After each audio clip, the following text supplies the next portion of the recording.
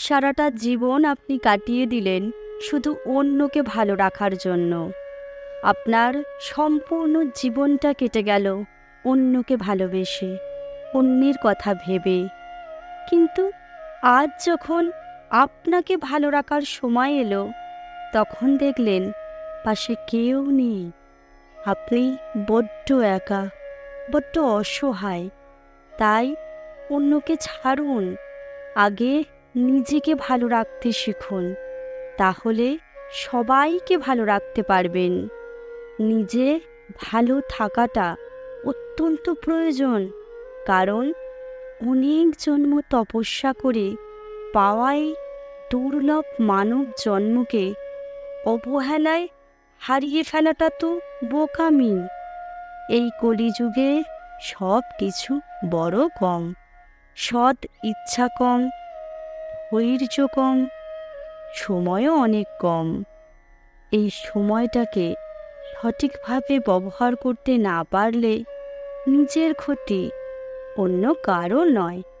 তাই নিজের ক্ষতি না করে সব সময় আগে নিজে ভালো থাকুন, তারপর সবাইকে ভালো রাখুন। সবার কাছে ভালো হতে যাবার কোনো প্রয়োজন নেই, কারণ শ্রী শ্রী মা আমাদের বলেছেন, এক জীবনে সবার কাছে ভালো হওয়া যায় না।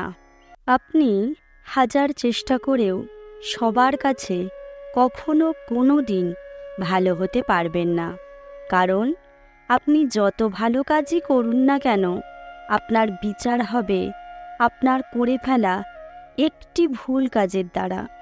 ওই একটি ভুল কাজের জন্য আপনার সমালোচনা হবে, আপনার সম্মানহানি করা হবে, এবং আপনাকে যত রকমভাবে পারা যায় তত রকমভাবে কষ্ট দেওয়া হবে। তাই সব সময় আগে নিজের কথা ভাবুন, নিজেকে ভালোবাসুন, নিজে ভালো থাকুন। এখন প্রশ্ন হলো, নিজের কথা কি ভাবব আর নিজেকে ভালো রাখবই বা কীভাবে? শ্রী শ্রী ঠাকুর বলতেন, যে আপনাকে চিনতে পারে সে ভগবানকেও চিনতে পারে।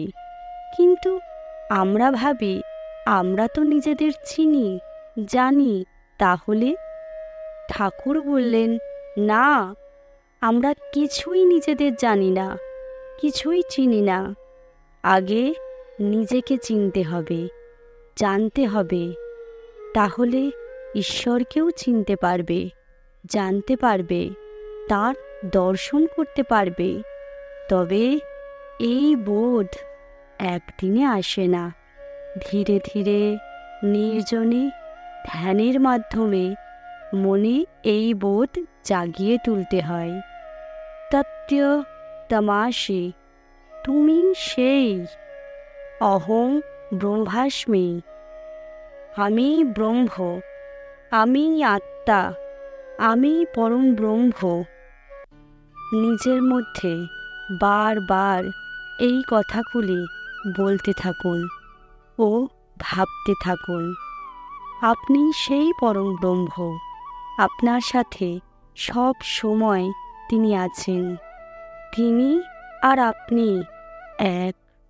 এই বোধ একবার আপনার মধ্যে জাগিয়ে তুলতে পারলে আপনার হৃদয়ের সবটুকু ভালোবাসা সবার দিক থেকে তুলে নিয়ে আপনি পরম সত্য, পরম মিত্র ঈশ্বরের চরণে নিবেদন করতে পারছেন। যে হৃদয়ে ঈশ্বরের ভালোবাসায় পূর্ণ, তিনি কখনো একা নন। যখন তিনি আছেন, তখন আপনার ভালো থাকাটা কেউ আটকাতে পারবে না। নিজের মনকে ভালো রাখতে অন্য কোনো মানুষ না, ঈশ্বরের শরণে যান।